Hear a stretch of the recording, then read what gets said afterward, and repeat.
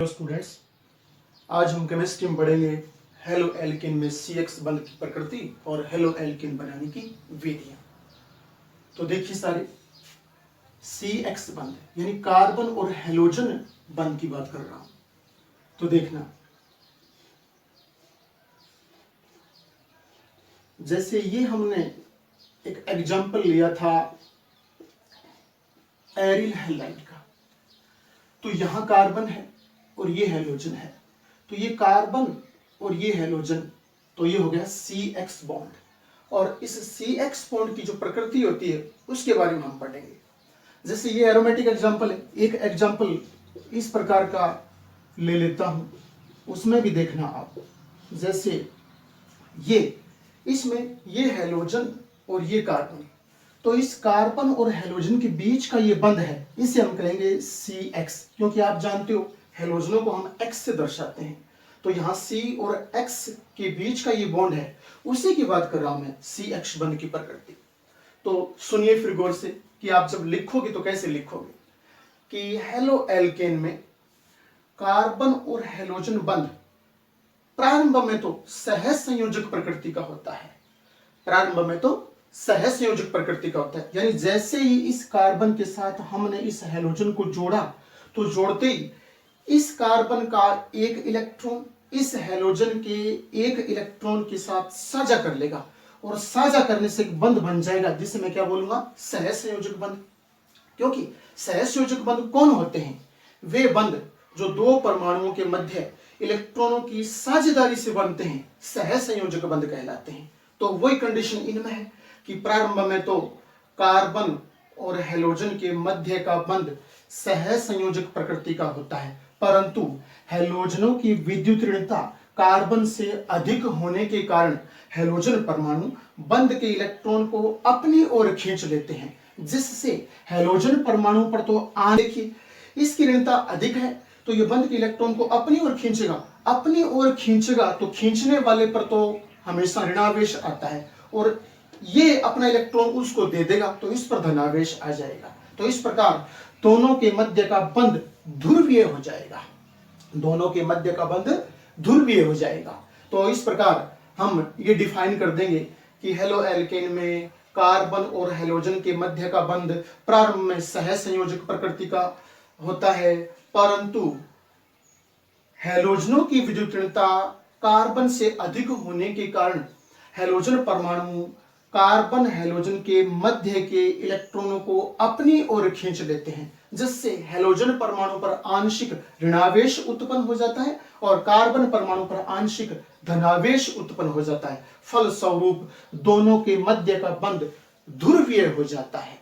दोनों के मध्य का बंध ध्रुवीय हो जाता है। ये इसकी प्रकृति के बारे में लिखा जाएगा।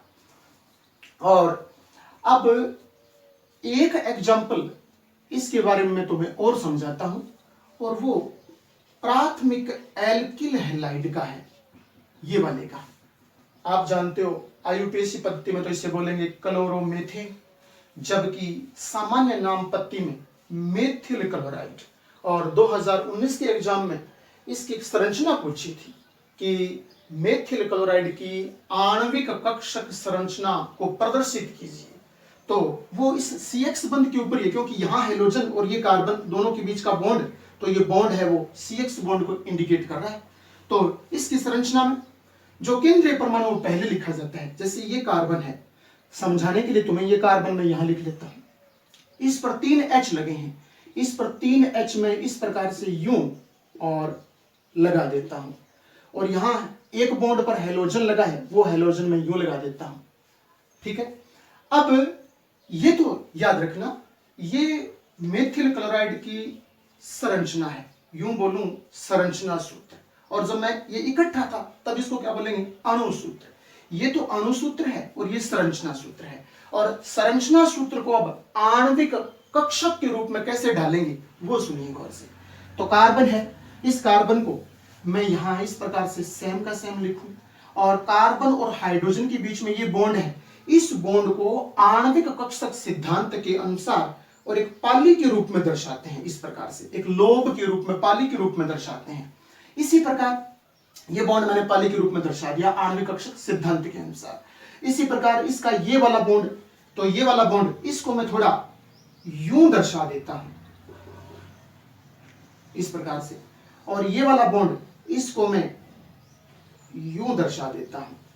और इधर कहने का अर्थ हेलोजन के साथ बॉन्ड है, तो पहले तो मैं इस प्रकार से यूं बनाऊंगा और उसके बाद हेलोजन है, उस हेलोजन को मैं यहां इस प्रकार से जोड़ूंगा, हेलोजन को इस प्रकार से जोड़ूंगा।